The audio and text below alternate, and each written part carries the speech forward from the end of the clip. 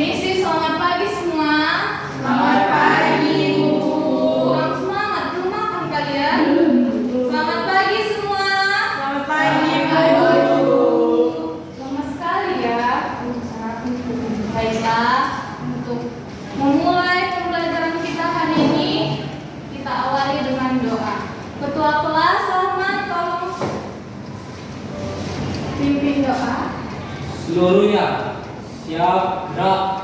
Sebelum kita berdoa, sebelum kita belajar, marilah kita berdoa menurut agama dan kepercayaan kita masing-masing. Doa dimulai.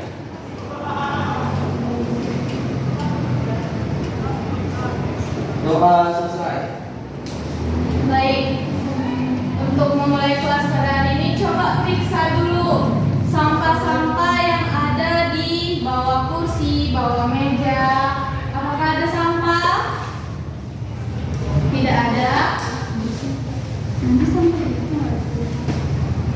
Tidak ada sampahnya, nak. Tidak ada, Bu. Tidak ada ya. Jadi sebelum memulai pembelajaran, nanti Ibu absen dulu. Fani Maisara, Salman Lubis, Saya, Bu. Sarah Sabina, Delisha, saya Siswa, Delva Fitria. Ada yang tahu kemana Delva? Sakit, Bu. Sakit. Ana Modina, Angelina Putri, Koiratul Umar, Hana Izati, Devani Maulana, Ibda Maknita Rigar, Amos Syaputra. Sudah datang ya. Baiklah, kita akan memulai pembelajaran kita pada hari ini mengenai, ada yang tahu bab kita pada hari ini? Bab kita pada hari ini mengenai kedudukan dan fungsi Pancasila. Pertama-tama, pembelajaran kedudukan dan fungsi Pancasila ini adalah untuk mengetahui posisi kita sebagai bangsa Indonesia, sebagai warga negara Indonesia. Kedudukan kita sebagai bangsa Indonesia dan juga warga negara Indonesia dalam menempatkan fungsi dan juga kedudukan Pancasila tersebut. Untuk mengetahui itu, mari kita lanjut ke materi kita selanjutnya.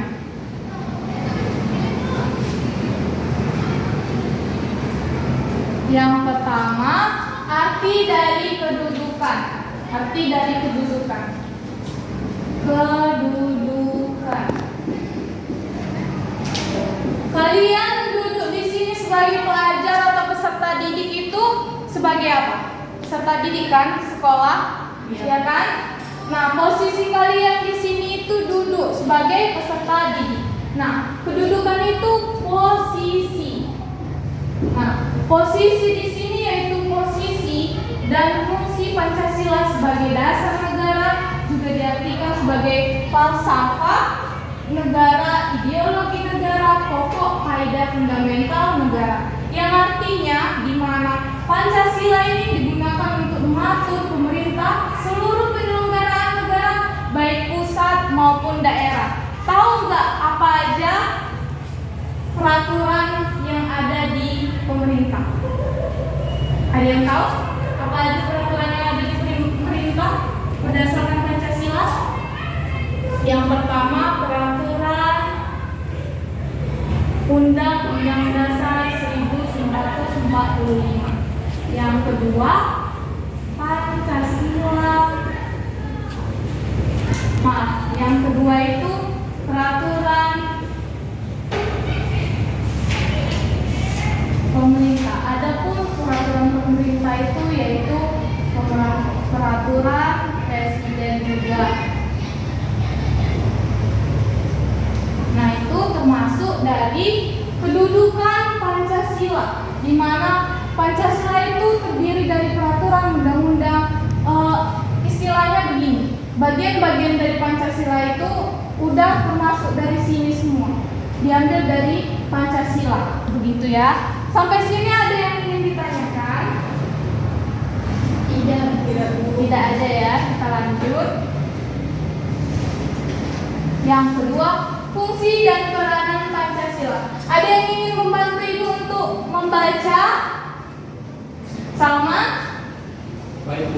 Fungsi dan peranan Pancasila. Pancasila sebagai jiwa bangsa Indonesia. Pancasila sebagai kepribadian bangsa Indonesia. Sumber dari segala sumber hukum, perjanjian luhur, cita-cita dan tujuan luhur bangsa Indonesia, satu-satunya asas dalam kehidupan berbangsa Indonesia, Pancasila sebagai moral bangsa Indonesia. Nah, di mana Pancasila adalah jiwa bangsa Indonesia. Kita sebagai warga negara itu harus mengetahui bahwa misalnya kita ini harus berdasarkan dengan Pancasila. Di mana tadi yang sudah Ibu bilang, Pancasila adalah falsafah dari negara kita, bukan? Ya atau enggak? Iya, Falsafah betul. dan juga ideologi, ya kan? Nah, yang kedua adalah Pancasila sebagai kepribadian bangsa Indonesia, di mana sudah banyaklah kita temukan bagaimana contoh-contoh kepribadian bangsa Indonesia yang kuat akan gotong royong.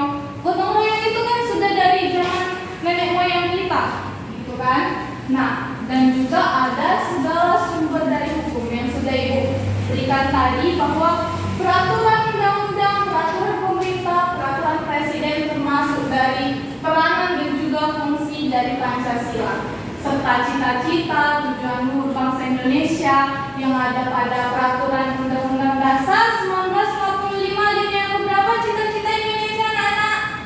Alinea keempat, Bu. Benar, Derisya. Tepuk tangan dulu untuk Derisya. Nah, yang selanjutnya yaitu satu-satunya asas dalam kehidupan berbangsa Indonesia. Dalam pembelajaran ini kita harus tahu bagaimana asas-asas dalam Pancasila itu, di mana kelima dasar negara Pancasila kita ini itu ada mengandung asas-asas. Nah, selanjutnya nanti kita akan mempelajarinya. Terakhir, Pancasila sebagai moral bangsa Indonesia. Nah, moral bangsa Indonesia itu seperti apa sih contohnya? Anak-anak, ada yang bisa bantu Ibu? Pancasila sebagai moral, yaitu yang pertama ada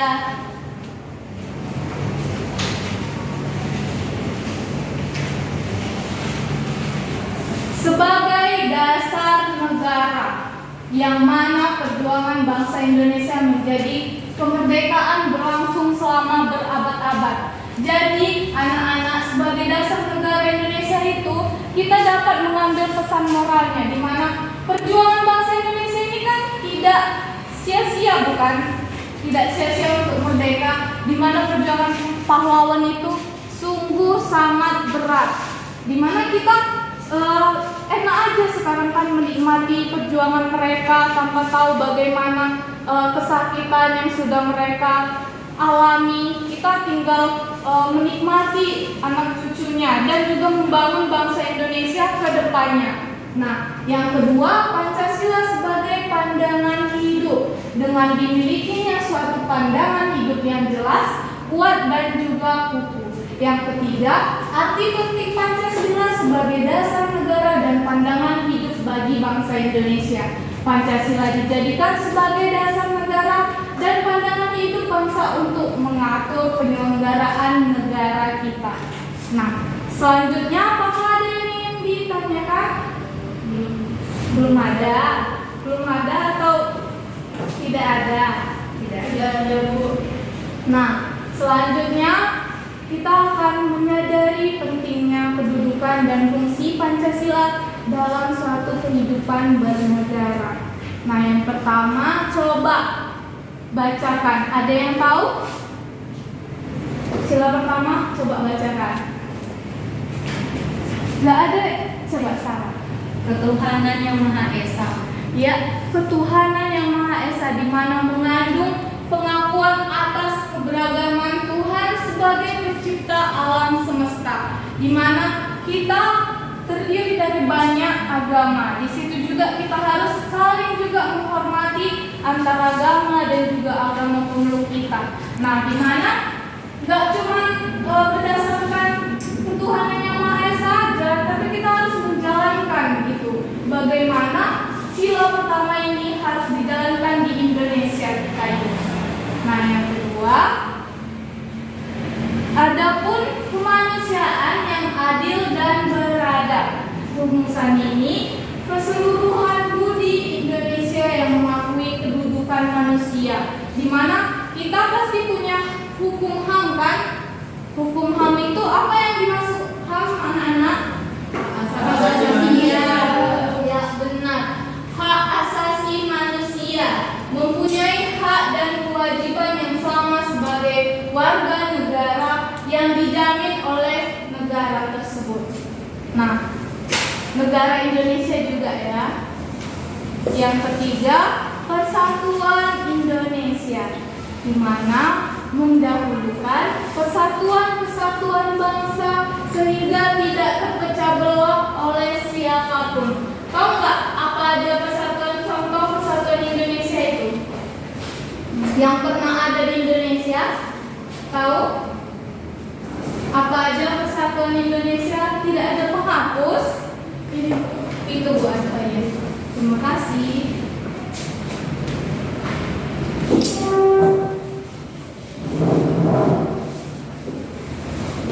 Contoh dari pengamalan Persatuan Indonesia. Sumpah Pemuda? Iya, benar. Pengamalan sila ketiga, yaitu Sumpah Pemuda. Apakah ada yang lain? Ada Apa aja? Apa itu? di Pancasila ada. Pancasila kan ada persatuan Indonesia. Iya. Ada contoh yang lainnya pengamalannya selain Sumpah Pemuda?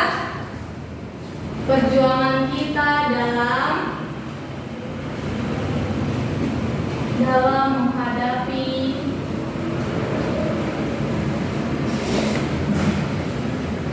penjajahan. Coba, penjajahan yang ada di Indonesia itu apa aja? Oleh negara siapa aja? Belanda. Apa? Ketiga ada Portugis. Benar. Tapi Portugis cuma singkat saja, ya kan? Pernah pas itu kita pelajarin bahwa ada juga satu negara yang pernah sempat menjajah kita. Siapa? Yang pernah menjajah negara tetangga kita juga, Malaysia. Inggris, benar. Tapi Inggris belum sempat menjajah Indonesia sepenuhnya dan juga diambil alih oleh Portugis, kemudian Belanda dan juga Jepang. Nah, yang terakhir ada kerakyatan yang dipimpin oleh hikmat kebijaksanaan dan permusyawaratan perwakilan, di mana kita di sini keputusan haruslah diambil dan berdasarkan sebuah musyawarah hingga mencapai sebuah kesepakatan bersama. Yang di mana ini termasuk dari voting, bukan? Ya, benar, voting. Nah, di sini apabila Salman dan Sarah ada perbedaan pendapat dan itu diputuskan oleh kelas, apakah ingin bagaimana mungkin pemilihan terhadap ketua kelas, ada Salman dan juga Sarah. Nah, di situ satu kelas dapat voting untuk pemilihan tersebut. Sampai di sini ada yang ingin ditanyakan, anak-anak? Tidak ada ya. Lanjut ke keadilan sosial bagi seluruh bangsa Indonesia, di mana melaksanakan perwujudan dan hak dan kewajiban manusia. Ada yang tahu hak dan kewajiban? Contoh hak ada yang tahu? Contoh hak kita sebagai warga negara? Hak untuk memperoleh kehidupan yang baik. Betul. Hak untuk memperoleh kehidupan yang baik.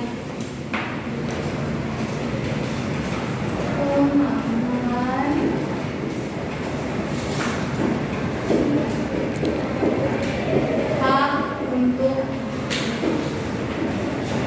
hidup.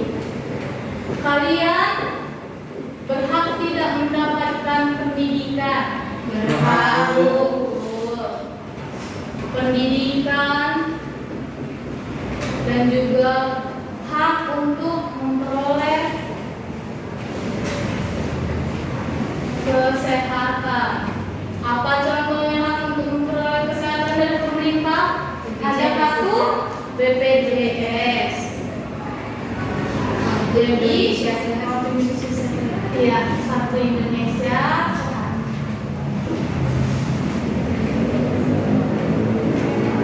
Jadi anak-anak, negara itu sudah menjamin hak kita yang ada antara lain hak untuk hidup, hak untuk pendidikan dan juga hak kesehatan. Banyak sebenarnya hak-hak lainnya, tapi di sini kita hal yang umum aja lah ya kita bahas. Dan juga ada kewajiban dari kita sebagai warga negara. Apa aja kewajiban kita sebagai warga negara, anak-anak? Membayar pajak. Iya, benar. Membayar pajak. Apa aja memang pajak itu? Bayar pajak bangunan. Ya. Kewajiban itu membayar pajak. Pajak bumi bangunan.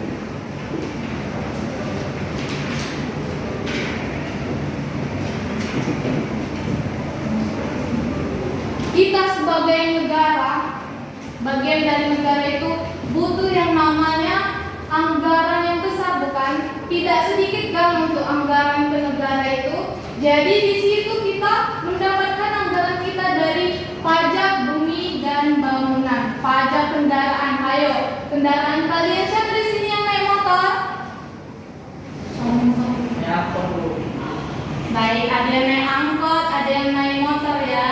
Jadi diperhatikan kendaraannya untuk dibayar pajaknya agar tidak tiba-tiba ada penilangan polisi untuk menghindari penilangan polisi tersebut. Karena rugi juga kan kita kalau misalnya ditilang polisi juga ya tidak apa-apa. Ditilang polisi sudah itu, belum lagi nanti penilangan polisinya itu kan menghasilkan banyak hukum tercatat dari hukumnya tersebut. Sampai di sini ada yang ingin ditanyakan? Baik, tidak ada yang ingin ditanyakan ya. Untuk mengenai tugas, mari kita buka halaman latihan halaman 19.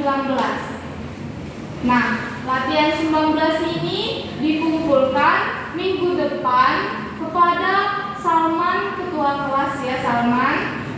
Nah, jika tidak ada lagi pertanyaan mengenai pembelajaran kita, apa ada pertanyaan mengenai latihan yang Ibu kasih? Buku itu ditulis di buku apa? Buku latihan aja Sal.